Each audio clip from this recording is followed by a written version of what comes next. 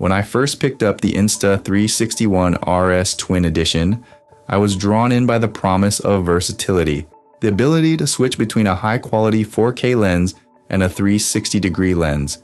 Now, just around the corner of 3 years later, I've put this camera through countless surf sessions. So does it hold up? Yes and no. While it has some great strengths, it also has a few deal breakers, especially when it comes to water use.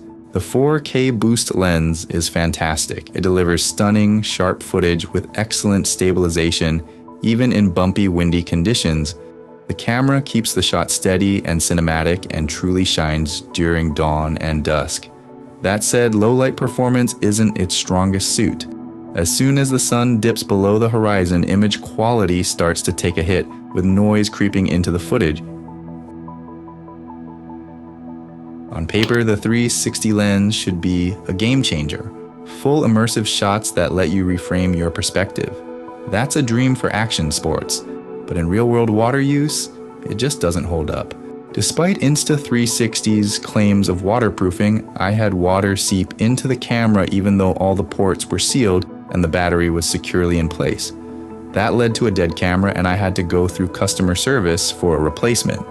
Fortunately, Insta360 support team was fantastic. They sent me a new unit covered under the warranty. But still, I cannot recommend the 360 lens for water use. The optional dive case they sold was frustrating to use. Not only did I have to buy a completely different battery just to make it work, but the new setup made the camera heavier and awkward. The case's added guard also interrupted the footage, making it more hassle than it was worth. One of the biggest challenges I ran into over time was file size. Even a few minute clip would eat up gigabytes of space, which meant constant transferring, deleting, and managing storage. That said, one really cool feature I loved was the ability to hit record and have the camera power on and start filming. This meant I could hit record just before a wave, capture the ride, and turn it off right after. A perfect solution for conserving battery and storage. But here's where things get frustrating. Over time, I noticed that doing this repeatedly caused the camera to freeze up.